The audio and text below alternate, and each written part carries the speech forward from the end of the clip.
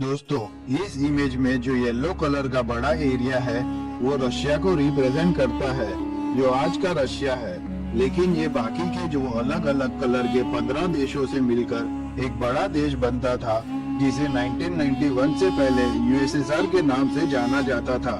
लेकिन आखिर ऐसा क्या हुआ कि यूएसएसआर जितना बड़ा देश, जो आइडियोलॉजी, इकोनॉमी और टेक्नोलॉजी जैसी हर जगह में सबसे आगे था, फिर भी उसके 15 अलग अलग टुकड़े हुए। यूएसएसआर इतने बड़ी एरिया में फैला हुआ था कि वो हमारी धरती का एक छठा भाग था, जिसमें कई अलग अलग जाति और समूह के लोग रहते थे। जिसने वर्ल्ड वॉर 2 में हिटलर को हराया था, जिसने लगभग 45 इयर्स मतलब वर्ल्ड वॉर 2 के एंड से यूएसएसआर की पार्टीशन यानी 1991 तक कोल्ड वॉर किया था अमेरिका के साथ। ये देश न्यूक्लियर वेपन्स में भी सबसे आगे था। इस देश ने वियतनाम और बाकी के देशों के रिवॉल्यूशन में एक बहुत इम्पोर्टेंट रोल निभाया था। इस देश ने दुनिया का सबसे पहला सैटेलाइट भेजा था स्पेस में, और स्पेस में जाने वाला पहला इंसान भी इसी देश का था। तो आखिर ऐसा क्या हुआ कि 1991 की क्रिसमस की रात को दुनिया के सबसे बड़े देश का बंटवारा हो गया। ठीक वैसे ही जैसे 1947 में भारत का बंटवारा हुआ था और पाकिस्तान एक अलग देश बना था। तो दोस्तों, आज के इस वीडियो में हम इस यूएसएसआर का पूरा इतिहास जानेंगे कि ये क्यों टूटा, कैसे टूटा, ये किन कारणों की वजह से टूटा और टूटने के बाद कितने नए देश बने। तो सबसे पहले तो इसे यूएसएसआर क्यों कहते हैं और ये कैसे बना था, इस बारे में थोड़ा सा जान लेते हैं। यूएसएसआर का मतलब होता है union of Soviet socialist republics, जिसमें सोवियत का मतलब होता है जो नियम और कानून बनाए, सोशलिस्ट मतलब समाजवादी विचारधारा के लोग, जो रिपब्लिक थे। तो इन 15 रिपब्लिक देशों का एक ऐसा समूह जो समाजवादी विचारधारा के साथ अपने बनाए हुए नियम और कानून से चलता था, जिसे यूएसएसआर कहते थे। तो दोस्तों, अब ये जानते हैं कि यूएसएसआर फॉर्म कैसे हुआ था और कैसे ये 15 देश रशिया से यूनाइट हुए थे। तो साल 1917 में जब फर्स्ट वर्ल्ड वॉर चल रहा था, तब रशिया के राजा त्सार निकोलास थे और पूरे रशिया पे उनका शासन चल रहा था। लेकिन साल 1917 में वर्ल्ड वॉर 1 की तबाही और इकोनॉमिक क्राइसिस के चलते रशिया में बोल्शेविक रिवॉल्यूशन, जिसे हम अक्टूबर क्रांति और रशियन रिवॉल्यूशन के नाम से भी जानते हैं, शुरू हो जाता है, और जिनके लीडर थे व्लादिमीर लेनिन। और इस बोल्शेविक रिवॉल्यूशन के सामने त्सार निकोलास का रूसी साम्राज्य समाप्त हो जाता है और साल 1917 से लेकर 1922 तक रशिया और उसके आजू बाजू के देशों में सिविल वॉर शुरू हो जाता है, जिसमें सभी कम्युनिस्ट पार्टी आपस में तो 1922 आते आते लेनिन एक मजबूत नेता के रूप में उभरकर सामने आते हैं और इन सभी देशों को आपस में मिलाकर 1922 में यूएसएसआर की स्थापना करते हैं और जिसके लीडर बनते हैं लेनिन। तो दोस्तों, इसमें जो 15 देश है, इन सबको मिलाकर एक बड़ा देश यूएसएसआर बनता है।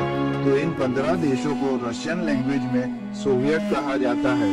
यूएसएसआर को लेकर लेनिन का मकसद एक ही था कि यूएसएसआर के इन 15 देशों में जो 100 जितने अलग अलग धर्म और जाति के लोग रहते थे, जिसमें सबसे ज्यादा रूसी लोग थे, लेकिन इसके अलावा तुर्कमेनिस्तान के तुर्क लोग, किर्गिस्तान के किर्गिज लोग, यानी जो नॉन रशियन लोग भी थे, वो सब मिलकर एक हो जाए। लेनिन का मानना था कि कुछ सालों में ये सभी अलग अलग धर्म के लोग आपस में घुल मिल जाएंगे और हम यूएसएसआर को एक बेहतर देश बना देंगे। और असल में लेनिन यूएसएसआर को एक डेमोक्रेटिक देश बनाना चाहते थे, जैसे हमारा भारत और अमेरिका है वैसे ही। लेकिन इससे पहले ही साल 1924 में लेनिन की मौत हो गई और फिर यूएसएसआर की सत्ता संभाली जोसेफ स्टालिन ने। लेकिन स्टालिन एक तानाशाह निकला, हिटलर से भी बुरा तानाशाह, क्योंकि स्टालिन ने आते ही मॉस्को में एक संसद बनवाई, जिसका नाम supreme Soviet of the Soviet union रखा, और यही से यूएसएसआर में तानाशाह की शुरुआत हुई। स्टालिन ने यूएसएसआर में वन पार्टी रूल लागू करवाया, यानी कि एक ही पार्टी रहेगी और वो है कम्युनिस्ट पार्टी। दूसरी कोई पार्टी नहीं बनेगी और ना ही कोई दूसरी पार्टी बना सकता है। मॉस्को में इस सुप्रीम सोवियत बनने के बाद पूरे यूएसएसआर का पावर स्टालिन ने अपने हाथ में ले लिया और स्टालिन मर्जी के बिना यूएसएसआर में कुछ भी नहीं हो सकता था। सारे डिसीजंस, इकोनॉमी, फॉरेन पॉलिसी सब कुछ स्टालिन की कम्युनिस्ट पार्टी की निगरानी में ही होते थे।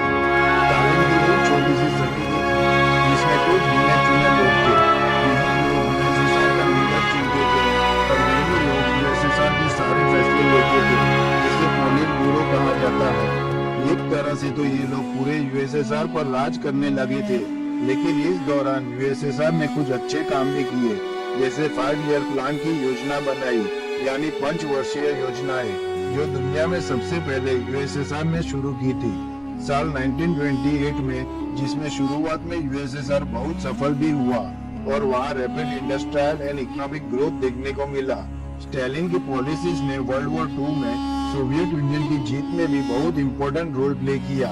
वहाँ शुरू में कई सोशल एंड इकोनॉमिक चेंजेस देखने को मिले, जैसे एजुकेशन और हेल्थ के सेक्टर में, और उनकी सफलता को देखकर दुनिया के बाकी देशों ने भी उनकी 5 वर्षीय योजनाओं की कॉपी करना शुरू कर दिया, और जिसमें हमारा भारत देश भी शामिल था। और दुनिया के ज्यादातर डेमोक्रेटिक देशों में ये 5 वर्षीय योजनाएं चालू हुई। लेकिन हम स्टालिन की बात करें तो वो एक ऐसा तानाशाह था कि जो लोग उसका विरोध करते थे उन्हें पकड़कर गुलाग में भेज दिया जाता था। गुलाग एक ऐसी जगह है जहाँ पर स्टालिन के विरोधियों को बंद कर दिया जाता था, उनसे रात दिन काम करवाए जाते थे, उन्हें वहाँ टॉर्चर किया जाता था और फिर मार दिया जाता था। स्टालिन ने यूएसएसआर में कई जगहों पर ऐसे गुलाग बनाए थे जहाँ पर उसके विरोधियों को सजा दी जाती थी। और ये बात जानकर हैरानी होगी कि हिटलर ने जितने लोगों को गैस चैम्बर में बंद कर मारा था, उससे कहीं ज्यादा तो स्टालिन ने अपने ही देश यूएसएसआर के लोगों को गुलाग में मरवा दिया था। इसलिए तो कुछ इतिहासकार स्टालिन को हिटलर से भी बुरा तानाशाह कहते हैं। स्टालिन सिर्फ अपने विरोधियों को भी नहीं बल्कि अपनी आर्मी के अफसरों को और अपने ही मंत्रियों को भी मरवा देता था। लेकिन साल 1953 में जब स्टालिन की मौत हुई तब तक तो उसने करीब यूएसएसआर के 1 करोड़ 80 लाख जितने लोगों को वो गुलाग में बंद करवा चुका था, जिसमें से लाखों लोगों को तो उसने मौत के घाट उतार दिया था। तो दोस्तों, इस तरह स्टालिन ने यूएसएसआर को और उनकी जनता को पूरी तरह गुलाम बना लिया था। फिर स्टालिन की मौत के बाद मतलब यह 1953 से लेकर 1985 तक जितने भी लीडर बने यूएसएसआर के, उन्होंने भी स्टालिन की तरह ही काम किया। लेकिन यह 1985 में मिखाइल गोर्बाचेव आते हैं सत्ता में, और ये उन बाकी लीडरों से थोड़े अलग थे। और उनके आने के बाद एक रिवॉल्यूशन आता है और धीरे धीरे यूएसएसआर के 15 टुकड़े हो जाते हैं। पर हम मिखाइल गोर्बाचेव और सोवियत यूनियन के पार्टीशन की बात थोड़ी देर बाद करेंगे, और पहले ये समझेंगे कि यूएसएसआर की कम्युनिस्ट पार्टी ने ऐसे कौन से काम किए थे जिस कारण यूएसएसआर के टूटने की संभावना बढ़ने लगी थी। तो सबसे पहला कारण था कोल्ड वॉर, जो अमेरिका और यूएसएसआर के बीच हुआ था, क्योंकि दोनों को दुनिया का एक पावरफुल देश बनना था। अब यूएसएसआर एक कम्युनिस्ट देश था और अमेरिका एक डेमोक्रेटिक यानी लोकतांत्रिक देश था। अब यूएसएसआर चाहता था कि पूरी दुनिया में कम्युनिज्म फैले, इसलिए यूएसएसआर कम्युनिज्म वाले देशों की मदद कर रहा था, जैसे उस समय Vietnam, Cuba, north Korea, China ऐसे कई देशों को यूएसएसआर आर्थिक मदद दे रहा था, उन्हें हथियार देता था, टेक्नोलॉजी देता था। यानी यूएसएसआर दुनिया में कम्युनिज्म फॉलो करने वाले देशों को यह सब देता था। लेकिन कोल्ड वॉर कोई 1 या 2 साल का युद्ध नहीं था, यह करीब 45 साल तक चला था। वर्ल्ड वॉर 2 के बाद तुरंत यानी 1945 से शुरू हुआ और 1991 तक चला था। तो इतने लंबे समय तक दूसरे कम्युनिस्ट देशों की मदद करने से यूएसएसआर को बहुत नुकसान हुआ, उसकी इकोनॉमी और गिरने लगी थी। ऊपर से वियतनाम और अमेरिका का जो युद्ध हुआ था, उसमें यूएसएसआर के सपोर्ट से वियतनाम जीत तो गया, लेकिन यूएसएसआर ने बहुत पैसे बर्बाद कर दिए थे इस युद्ध के पीछे। दूसरा सबसे बड़ा कारण था स्टालिन और उसके बाद आए कई नेताओं की तानाशाही, मतलब डिक्टेटरशिप था, कि कैसे उन लोगों ने यूएसएसआर के लोगों को दबा दिया था, गुलाम बना लिया था, और यूएसएसआर में कोई भी इंडस्ट्रियल और इकोनॉमिक ग्रोथ होने ही नहीं दी। लोगों को कोई भी काम करना हो तो एक लंबे और मुश्किल प्रोसीजर से गुजरना पड़ता था, मतलब इतने कठिन नियम और कानून बनाए गए थे कि यूएसएसआर को एक कठिन देश बना दिया गया था। सोचो आज के समय में नॉर्थ कोरिया में जैसा है कुछ वैसा ही वहाँ हो रहा था। तीसरा कारण था स्पेस में जाने की कंपटीशन। वर्ल्ड वॉर 2 के बाद सोवियत यूनियन और अमेरिका दोनों ही देश दुनिया के सुपर पावर बनने की कंपटीशन में लगे हुए थे। इन दोनों के बीच एक कंपटीशन शुरू हुआ कि स्पेस में सबसे पहले सैटेलाइट कौन भेजता है, तो इसमें यूएसएसआर जीत गया। यह 1957 में दुनिया का पहला सैटेलाइट यूएसएसआर ने भेजा था स्पेस में, जिसका नाम स्पुतनिक 1 था। फिर स्पेस में पहला इंसान कौन भेजता है, तो उसमें भी यूएसएसआर जीत गया, क्योंकि स्पेस में जाने वाला दुनिया का पहला इंसान यूएसएसआर का यूरी गैगरिन था, जो 1961 में स्पेस में गया था। फिर एनिमल में यूएसएसआर का लाइका नाम का कुत्ता पहली बार स्पेस में गया था। यानी यूएसएसआर इन सब में अमेरिका से बहुत आगे था। और देखते ही देखते स्पेस में जाने की इस कंपटीशन में यूएसएसआर ने जरूरत से ज्यादा ही खर्च कर दिया था। चौथा कारण था थ्वार्टेड इकोनॉमी। यूएसएसआर की जो इकोनॉमी थी वो जर्मनी के कार्ल मार्क्स से प्रेरित थी। अब एक तरफ यूएसएसआर में सभी बिजनेस, फैक्ट्रियां या कोई भी इंडस्ट्री हो, सभी के मालिक उनकी कम्युनिस्ट पार्टी ही थी। जनता को सिर्फ काम करना था उन इंडस्ट्रीज में। आम जनता खुद का बिजनेस नहीं कर सकती थी, लेकिन अमेरिका में लोग खुद का काम करने के लिए आजाद थे। वहाँ पर आप खुद की फैक्ट्री या कुछ और काम कर सकते थे, जिसके मालिक भी आप खुद होते थे। पर यूएसएसआर में ऐसा करने पे पाबंदी थी। इस कारण यूएसएसआर की इकोनॉमी अमेरिका के मुकाबले गिरती चली गई। और 1980 का दशक आते आते तो इस कंट्री की इकोनॉमी और जीडीपी अमेरिका से भी आधी हो गई थी।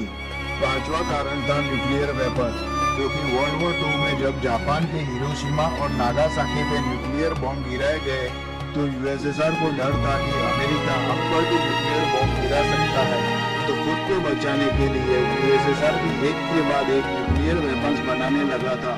उस समय यूएसएसआर और अमेरिका दोनों इस कंपटीशन में इतने आगे निकल गए थे कि उनके पास उस वक्त करीब 26,000 न्यूक्लियर वेपन्स थे। और यही देखा देखी में दोनों देश शिप्स में, एयरक्राफ्ट में, सबमरीन्स में और ऐसे अलग अलग जगह पर न्यूक्लियर वेपन्स तैनात करने लगी थी। इसके अलावा दोनों देश अपनी सेनाएं बड़ी करने लगे थे, आर्मी व्हीकल बढ़ाने लगे थे, टैंक्स, सबमरीन्स, गाड़ियां, इन सब चीजों में दोनों देश अनगिनत रुपये खर्च कर रहे थे। तो इन हथियारों की कॉम्पिटिशन में यूएसएसआर ने अमेरिका को बराबर की टक्कर तो दी थी, लेकिन यूएसएसआर को इसकी भारी कीमत भी चुकानी पड़ी। यूएसएसआर की इकोनॉमी गिरने लगी थी और उसकी तिजोरियां भी धीरे धीरे खाली होने लगी थी। छठा कारण है हायर एजुकेशन। ये एक ऐसा हथियार है जो तलवार की धार से भी तेज होता है। यूएसएसआर में इतनी तानाशाही के बावजूद भी 1980 आते आते कई लोग एजुकेटेड हो गए थे। इस कारण धीरे धीरे जनता पर जो भारी प्रतिबंध लगे थे वह कम होने लगे थे और लोगों में दुनिया के बारे में जानकारी बढ़ने लगी थी। फिर पढ़े लिखे लोगों ने सोशल ग्रुप बनाने शुरू कर दिए जो बहुत इन्फ्लुएंस करने लगे। यानी धीरे धीरे लोग जागरूक होने लगे थे और समझने लगे थे कि हमारे साथ अन्याय हो रहा है। अगला कारण है अफगान वॉर। जैसे कि हमने पहले बात की कि यूएसएसआर की कम्युनिस्ट सरकार दुनिया के बाकी कम्युनिस्ट देशों को सपोर्ट करती थी, ऐसे में अफगानिस्तान भी एक कम्युनिस्ट देश था। लेकिन अफगानिस्तान में एक ग्रुप था मुजाहिदीन, जो अफगान कम्युनिस्ट पार्टी के खिलाफ हो गया और उनके साथ युद्ध शुरू कर दिया। ये देखकर यूएसएसआर भी अफगानिस्तान की कम्युनिस्ट पार्टी को सपोर्ट करने के लिए युद्ध में कूद पड़ा। यह युद्ध 1979 में शुरू हुआ था, जिसमें एक तरफ मुजाहिदीन थे और दूसरी तरफ अफगानिस्तान और यूएसएसआर की कम्युनिस्ट सरकार थी। यह युद्ध 10 साल तक चला और 1989 में खत्म हुआ। यूएसएसआर के करीब 15,000 सैनिक शहीद हो गए और करीब 50,000 से ज्यादा घायल हो गए। इस कारण यूएसएसआर की जो इमेज थी दुनिया के सामने, यूएसएसआर दुनिया का सबसे बड़ा देश है, सबसे बड़ी आर्मी है, फिर भी मुजाहिदीन जैसे छोटे से ग्रुप को भी नहीं हरा पाया।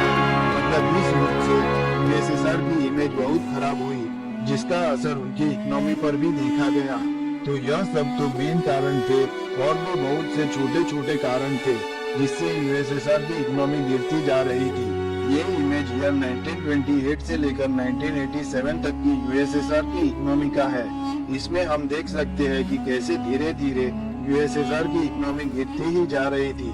शुरुआत में यानी 1928 में देखे तो सबसे बेहतर थी और आखिर में 80 के दशक में सबसे कम हो गई थी। और उसी दौर में यानी साल 1985 में मिखाइल गोर्बाचेव यूएसएसआर के कम्युनिस्ट पार्टी के जनरल सेक्रेटरी यानी एक तरह से राष्ट्रपति बने, जो यूएसएसआर के पहले ऐसे राष्ट्रपति थे जो अपने लोगों को आजादी देना चाहते थे। और उन्होंने आते ही देखा कि उनकी इकोनॉमी एकदम गिर चुकी है, तो उसको वापस ऊपर लाने के लिए उन्होंने कुछ पॉलिसीज में बदलाव किया और दो नई पॉलिसी लागू करते हैं, एक पेरेस्ट्रोइका और दूसरी ग्लासनोस्ट पॉलिसी। ये रशियन लैंग्वेज के शब्द है, तो इसमें ग्लासनोस्ट पॉलिसी का मतलब था फ्रीडम ऑफ स्पीच, यानी अब यूएसएसआर के लोग जो बोलना चाहते थे वो बोल सकते हैं। मीडिया को अब जो लिखना है वो लिख सकती है, मतलब किसी को भी जेल में नहीं डाला जाएगा या कोई सजा नहीं दी जाएगी। सबको बोलने की और लिखने की आजादी दे दी गई। लेकिन इससे हुआ यह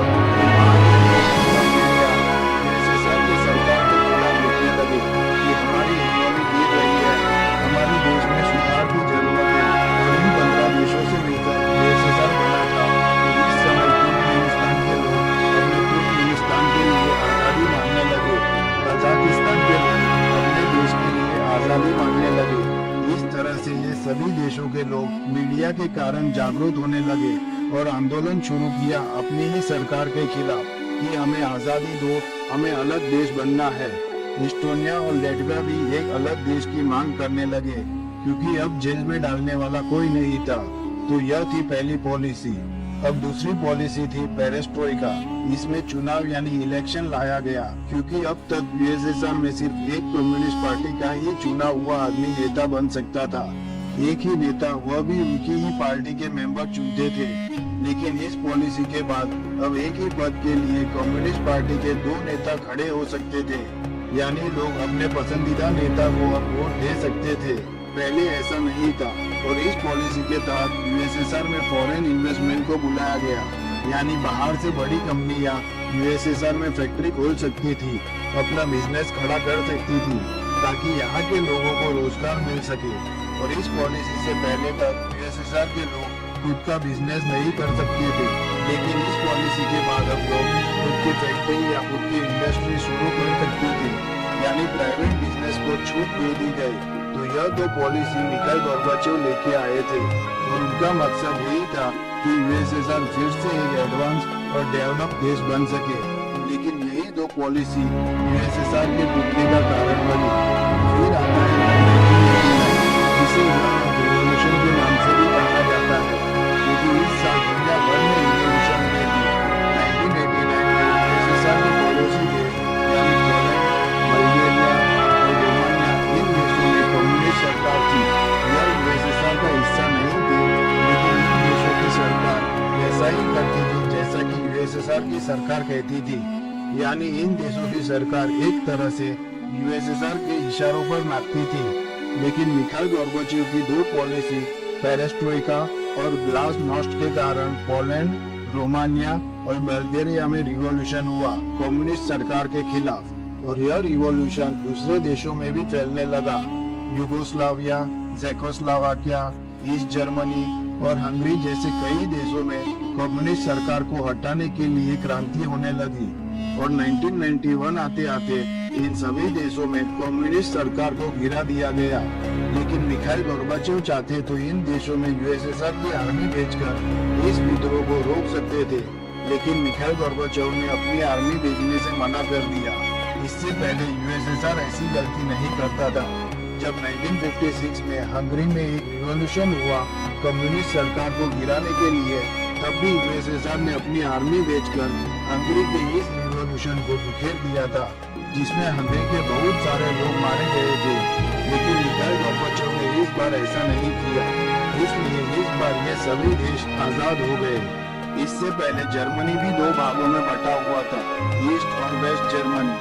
लेकिन इस रिवॉल्यूशन के बाद 9 नवंबर 1989 में बर्लिन वॉल गिरा दी गई और दोनों जर्मनी फिर से एक हो गए, यानी जर्मनी का विलीनीकरण हो गया और उस समय अमेरिका के प्रेसिडेंट थे जॉर्ज डब्ल्यू बुश। उन्होंने भी हैरान कर दिया कि अमेरिका का और यूएसएसआर का कोल्ड वॉर अब खत्म हो चुका है। लेकिन यूरोप के कई देशों में अब कम्युनिस्ट सरकार गिर गई है। तब ईस्टर्न यूरोप के कई देश आजाद हो गए थे और यूरोप के जो देश आजाद हुए थे उन्हें देखकर यूएसएसआर में जो 15 देश थे उनमें भी अलग देश बनने की मांग उठने लगी, जिसमें सबसे पहले अलग देश की मांग की इन 3 देशों ने, इस्टोनिया, लात्विया और लिथुआनिया। क्योंकि वर्ल्ड वॉर 2 से पहले ये तीनों देश आजाद थे, लेकिन वर्ल्ड वॉर 2 में यूएसएसआर ने इन तीनों देशों पर कब्जा कर लिया था और इन तीनों देशों को यूएसएसआर का हिस्सा बना लिया गया था। इसलिए इन तीनों देश के लोग ने मांग की कि हम पहले आजाद थे, यूएसएसआर ने जबरदस्ती हम पर कब्जा किया हुआ है, लेकिन अब हमें आजादी चाहिए। इसलिए यूएसएसआर से सबसे पहले ये तीनों देशों को आजादी मिली। फिर 1991 में यूएसएसआर के बाकी देशों ने भी खुद को आजाद घोषित कर दिया और इन सभी देशों में इलेक्शन हुए और जिसमें यूएसएसआर के सभी देशों में कम्युनिस्ट सरकार इलेक्शन हार गई। लेकिन इसी दौरान 1991 के अगस्त महीने में एक हिस्टोरिक इवेंट हुआ जिसे अगस्त कुप कहते हैं। यूएसएसआर की सत्ता मिखाइल गोर्बाचोव के हाथ में थी और 1991 के अगस्त महीने में मिखाइल गोर्बाचोव क्रेमिया गए थे। यहाँ पर तभी यूएसएसआर की कम्युनिस्ट पार्टी की जो बाकी बड़े नेता थे वो चाहते थे कि यूएसएसआर ना टूटे, जैसा था वैसा ही बना रहे। और इन बाकी बड़े नेता में यूएसएसआर के रक्षा मंत्री, उपराष्ट्रपति, उनका मानना था कि ये सब जो हो रहा है वो मिखाइल गोर्बाचोव की पॉलिसीज के कारण हो रहा है, इसलिए मिखाइल गोर्बाचोव को सत्ता से हटा देना चाहिए। इन बाकी बड़े नेताओं ने मिखाइल गोर्बाचोव जो क्रीमिया में थे वहाँ पर उन्हें हाउस अरेस्ट यानी बंदी बना लिया और फिर यूएसएसआर में झूठी खबर फैलाई कि मिखाइल गोर्बाचोव बीमार है, इसलिए अब यूएसएसआर में इमरजेंसी लागू हुई है और अब हम लोग देश को चलाएंगे। अब इमरजेंसी लगने के कारण वहाँ के लोग और नाराज हो गए और सब सड़कों पर उतर आए। मॉस्को, सेंट पीटर्सबर्ग जैसे बड़े शहरों में लाखों लोग सड़कों पर उतर आए और सामने कम्युनिस्ट सरकार थी। उन्होंने 19 अगस्त को यूएसएसआर की आर्मी बुलाई ताकि लोग डर कर वापस चले जाए, पर जो आर्मी के बड़े बड़े अफसर थे उन्होंने मना कर दिया कि हम अपने ही लोगों के खिलाफ नहीं जाएंगे और अपने ही लोगों को नहीं मारेंगे। और अब आर्मी के मना कर देने पर अगस्त कुप फेल हो गया और लोग भी यही चाहते थे कि कोई खून खराबा ना हो, बस हम आजादी चाहते हैं तो आप शांति से हमें आजादी दे दो।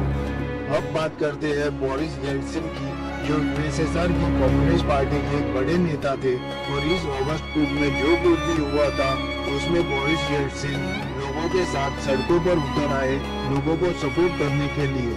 और उनका कहना था कि यूएसएसआर काफी बड़ा देश है जिस कारण हमें काफी नुकसान होता है, हमारे लिए ये बिल्कुल फायदेमंद नहीं है, इसलिए यूएसएसआर से रशिया को आजाद कर देना चाहिए क्योंकि यूएसएसआर के बाकी देश बहुत छोटे हैं, इसका बोझ रशिया को नहीं उठाना चाहिए, इसलिए रशिया को भी आजाद हो जाना चाहिए। और लोगों की जो मांग है यूएसएसआर को तोड़ने की और सभी देशों को आजाद करने की, उसे पूरी कर देनी चाहिए। इसलिए हम इमरजेंसी को लागू नहीं होने देंगे और इसलिए बोरिस येल्त्सिन ने कम्युनिस्ट पार्टी से इस्तीफा दे दिया। अब जैसा लोग चाहते थे वैसा ही बोरिस भी चाहते थे। उन्होंने सड़कों पर भी लोग थे उनका अच्छे से नेतृत्व किया, इस कारण बहुत कम समय में बोरिस एक बड़े नेता के रूप में उभर कर सामने आए।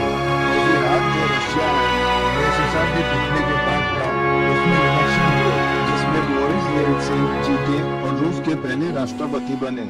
अब यूएसएसआर के जो राष्ट्रपति थे मिखाइल गोर्बाचोव, वो जब मॉस्को वापस आए तो यूएसएसआर का सारा पावर बोरिस के पास आ गया था, यानी अब मिखाइल गोर्बाचोव के पास किसी भी तरह का कोई पावर नहीं था, वो चाहकर भी कुछ नहीं कर सकते थे। फिर 8 दिसंबर 1991 के दिन एक समझौता होता है जिसका नाम था बेलोवेजा अकॉर्ड्स, जिसमें यूएसएसआर के 3 जो सबसे बड़े देश थे, रशिया, यूक्रेन और बेलारूस, इन तीनों देशों ने एग्रीमेंट साइन किए अलग देश होने के लिए और इसी के साथ यूएसएसआर टूट गया। अब मिखाइल गोर्बाचोव सब कुछ देख रहे थे कि यूएसएसआर अब टूट चुका है और जिस देश के वो राष्ट्रपति थे वो देश अब था ही नहीं। इस कारण मिखाइल गोर्बाचेव ने 21 दिसंबर 1991 को यूएसएसआर से आजाद हुए सभी देशों के राष्ट्रपतियों को बुलाया और आल्मा आटा डिक्लेरेशन हुआ। इस डिक्लेरेशन में मिखाइल गोर्बाचेव ने साइन करके सभी देशों को आजादी दे दी और फिर 25 दिसंबर को मिखाइल गोर्बाचेव ने यूएसएसआर के राष्ट्रपति पद से भी इस्तीफा दे दिया। तो इस तरह से यूएसएसआर टूटा, यानी सोवियत यूनियन का पार्टीशन हुआ और एक देश में से 15 नए देश बने, जिनके नाम थे Armenia, Azerbaijan, Belarus, Estonia, Georgia, Kazakhstan, Kyrgyzstan, Latvia, Lithuania, Moldova, Russia, Tajikistan, Turkmenistan, Ukraine और उज़्बेकिस्तान। अब जब से यूएसएसआर का पार्टीशन हुआ तो दुनिया में कई सारे परिवर्तन देखने को मिले। सबसे पहले तो जो अमेरिका और यूएसएसआर के बीच सबसे पावरफुल देश बनने की जो कंपटीशन थी वो अब नहीं रही। यूएसएसआर के टूटने से कोल्ड वॉर भी खत्म हो गया। ईस्टर्न यूरोप के देशों में जो कम्युनिज्म था वो भी खत्म हो गया। सभी देशों में लोकतंत्र की स्थापना हुई और जिन देशों को जो पहले सोवियत संघ से मदद मिलती थी अब उन्हें मदद मिलनी बंद हो गई। लंबे समय तक लोगों को डराकर, धमकाकर, गुलाम बनाकर शासन करना अब खत्म हो चुका था और इससे दुनिया भर में लोकतंत्र को बढ़ावा मिला। तो ये थी यूएसएसआर के बनने से लेकर यूएसएसआर के टूटने की पूरी कहानी। तो दोस्तों आज की वीडियो में बस इतना ही। अगर वीडियो अच्छी लगी हो तो लाइक, शेयर और सब्सक्राइब करना मत भूलना। Thank you.